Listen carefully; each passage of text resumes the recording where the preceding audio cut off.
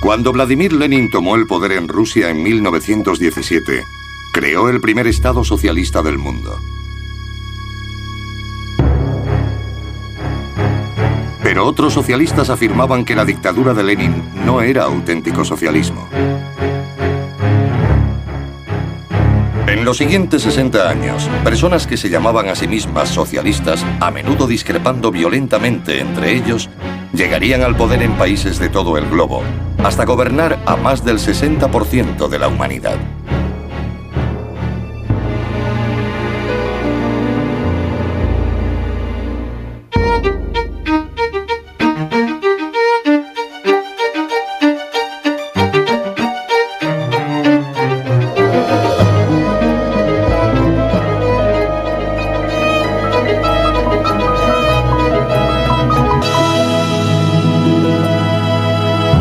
Socialismo, el paraíso terrenal.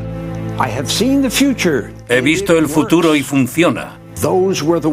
Esas fueron las palabras del periodista norteamericano Lincoln Stephen tras visitar la Unión Soviética en 1919.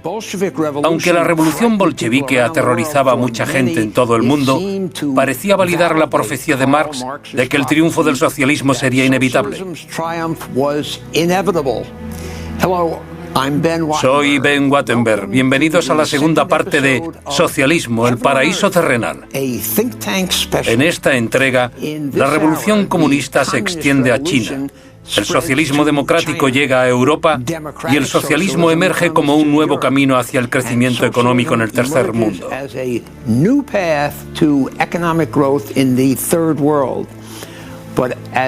Pero mientras esta doctrina continúa extendiéndose, también conlleva decepción y desesperanza.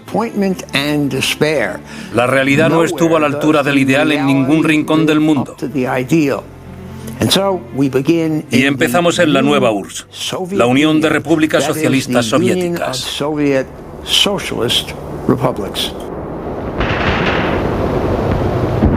Vladimir Lenin murió de una hemorragia cerebral en enero de 1924.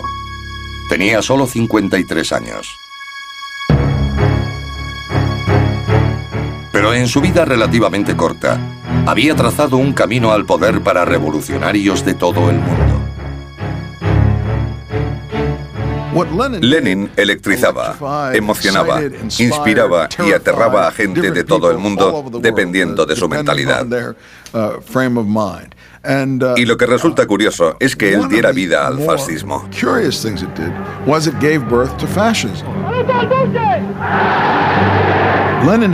Lenin había demostrado que podía dar una vuelta de tuerca a la doctrina marxista.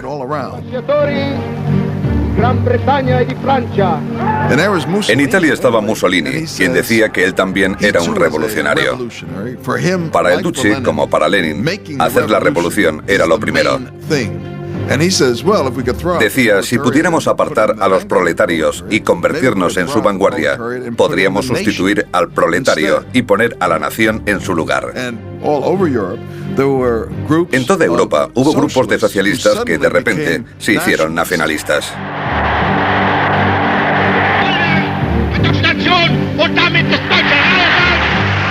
Uno, aunque no el único, fue Hitler, que propugnaba una nueva ideología de nacionalismo-socialismo que conservaba algunos principios socialistas, pero añadía un odio implacable a los judíos.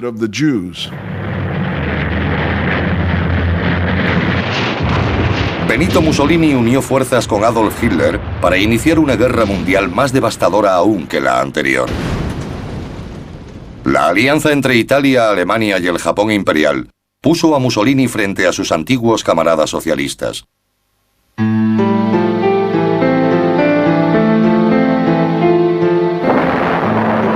Al final, las grandiosas ambiciones del fascismo se desvanecieron.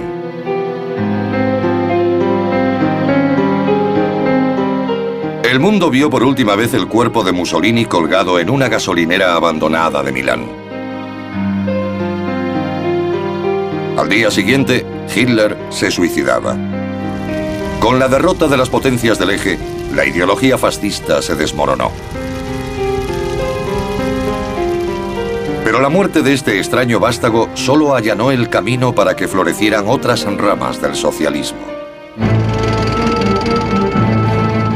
Después de la Segunda Guerra Mundial, el comunismo se propagó como nunca antes.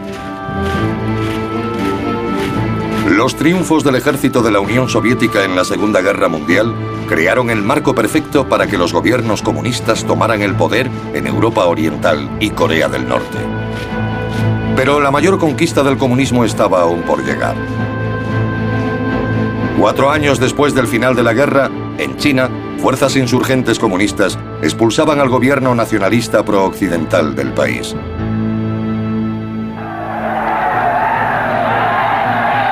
En enero de 1949, los comunistas entraron en Pekín para declarar el nacimiento de la República Popular China.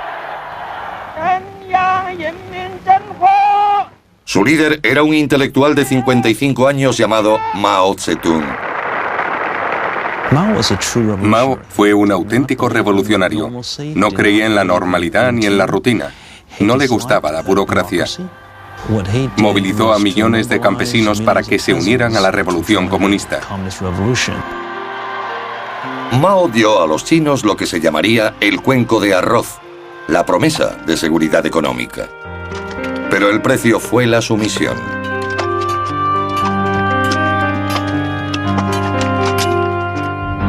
El partido terminaría controlándolo todo.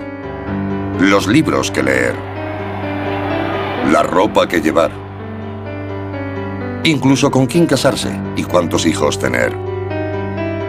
Mao creía que la gente no tenía que esperar cambios en el sistema social, sino cambiar a los seres humanos como eran. Eso significaba reeducarlos y apartarlos de su antigua cultura. Lenin permitió que su pueblo leyera los clásicos y tuviera acceso a la literatura antigua. Pero Mao cortó eso de raíz. Durante un tiempo solo pudieron leer los sandeces del Libro Rojo. Creía que así los podía apartar del pasado y crear nuevos seres humanos. China siguió el modelo soviético de industria nacionalizada y agricultura colectivizada durante casi una década. Pero los resultados fueron decepcionantes y Mao se impacientaba. Se desilusionó con el modelo soviético y pensó que podría mejorarlo imponiendo el comunismo de la noche a la mañana. Era un pensador utópico. Así fue como a finales de 1957 lanzó lo que se llamó el Gran Salto Adelante. En el centro del Gran Salto Adelante estaba una nueva institución china, las Comunas Populares.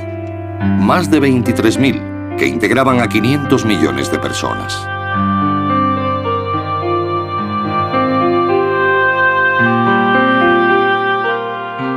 Movilizando a la vasta mano de obra del país, Mao creía que su experimento catapultaría a China por delante de Occidente en agricultura e industria.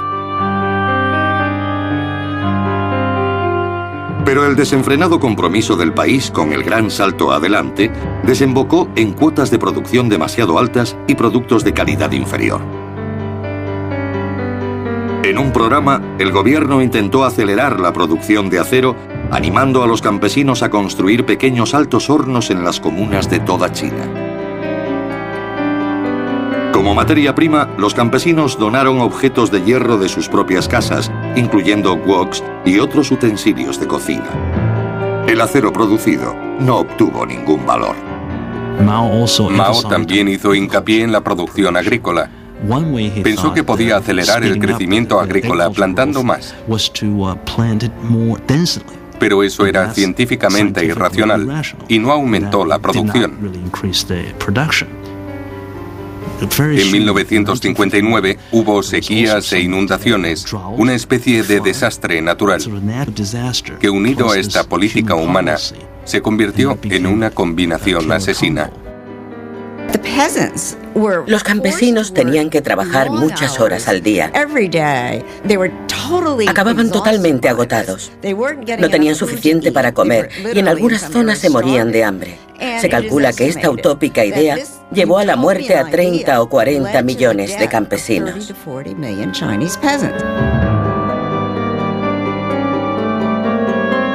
Un siglo antes, Karl Marx había soñado con la fase final del socialismo. Una sociedad de culminación humana donde una persona pudiera cazar por la mañana, pescar por la tarde y escribir poesía por la noche. Lo llamó comunismo.